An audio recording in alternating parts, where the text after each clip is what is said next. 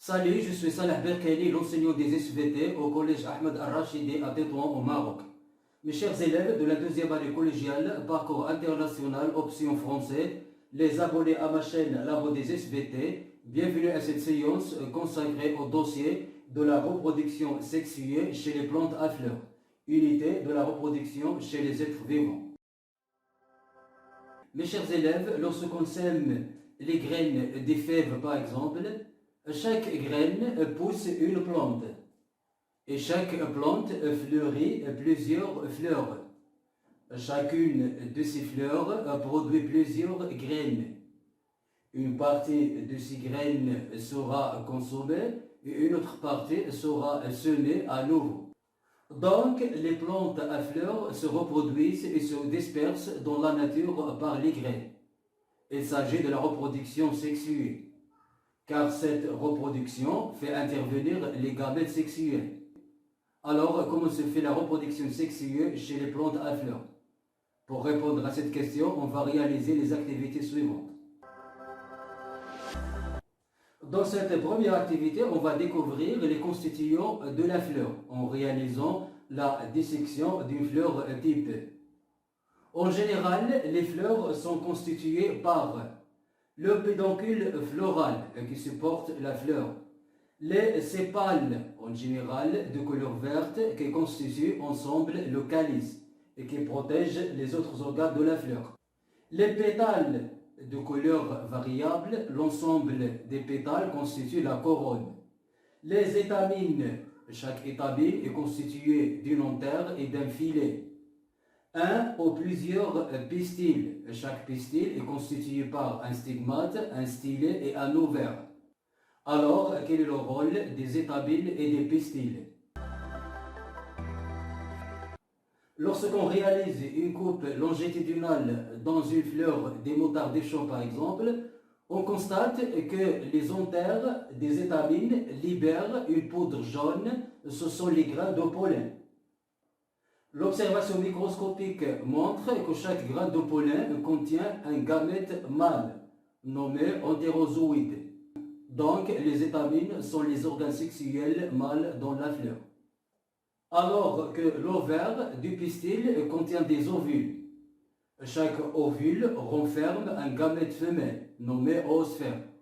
Donc, les pistils sont les organes sexuels femelles dans la fleur. La fleur du cerisier, par exemple, est constituée par un pédoncule floral, 5 sépales, 5 pétales blancs, des étamines et un pistil central. Alors, quel est le devenir des grains de pollen? Pour répondre à cette question, on va réaliser les expériences suivantes. Dans cette première expérience, on couvre une fleur du cerisier avec un sachet transparent. Après 15 jours, on constate que le pistil se fane et ne donne ni fruits ni graines. Deuxième expérience, on frôle un pinceau sur les étamines du cerisier. Et puis, on frôle ce pinceau sur les stigmates d'une autre fleur du cerisier. Après 15 jours, on constate que le pistil se transforme en fruit contenant une graine.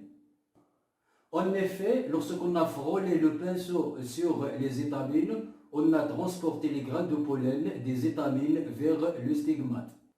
Troisième expérience, on frôle un pinceau sur les étamines du poirier. Et puis on frôle ce pinceau sur le pistil du cerisier.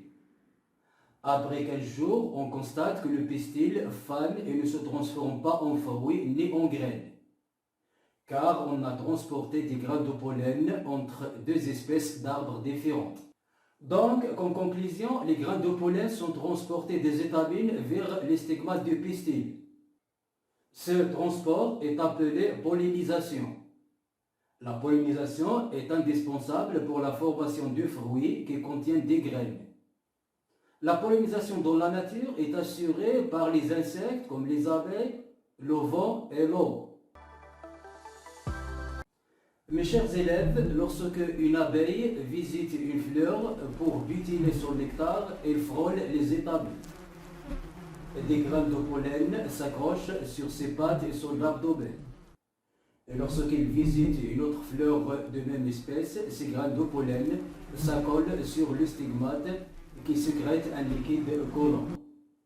Mes chers élèves, lorsque le transport des graines de pollen s'effectue dans la même fleur, il s'agit d'une pollinisation directe. Alors que lorsque les graines de pollen sont transportées d'une fleur vers une autre fleur de même espèce, il s'agit d'une pollinisation indirecte ou croisée. Et maintenant, dans cette activité, on va comparer les fleurs qui sont pollinisées par les insectes et les fleurs qui sont pollinisées par le vent. Les fleurs qui sont pollinisées par les insectes sont de grande taille, visibles, avec des sépales de couleur vive. Elles produisent un nectar, attractif donc pour les insectes. Elles produisent aussi des grains de pollen de grande taille et collants sur le corps des insectes.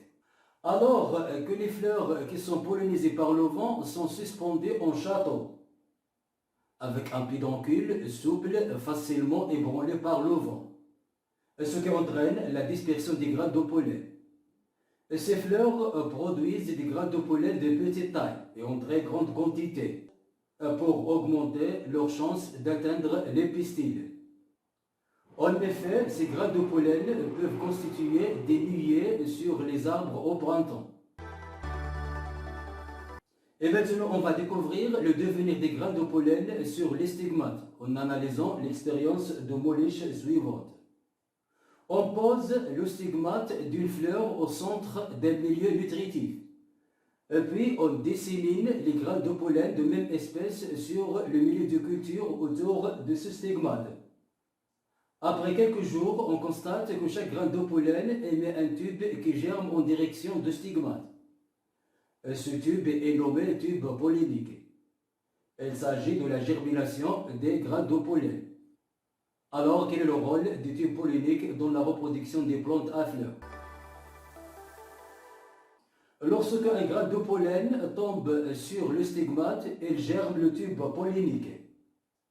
Le tube pollinique pénètre dans le stylet et l'ovaire pour atteindre l'ovule. Ce tube pollinique transporte le gamète mâle du grain de pollen vers le gamète femelle dans l'ovule. Et puis, le gamète mâle fusionne avec le gamète femelle, c'est la fécondation. Après la fécondation, l'ovule se transforme en zygote, puis en graine. Alors, quel est le devenir des autres parties de la fleur après la fécondation? Observons cette animation qui illustre le devenir de chaque constituant de la fleur après la fécondation. Les ovules se transforment en graines. L'ovaire, en général, se transforme en fruit. Les sépales restent accolés aux fruits. Les étamines et les pétales fanent et disparaissent. Cette étape est nommée la fructification. Lorsqu'on réalise une coupe dans un fruit comme la pomme, on constate qu'il est constitué par l'épicarpe, le mésocarpe, l'endocarpe et des graines. Mes chers élèves, on est arrivé à la fin de cette séance. La séance prochaine sera consacrée à la germination des graines. Je vous invite à vous abonner à ma chaîne, comme j'attends vos observations pour améliorer ces ressources numériques. Merci et au revoir.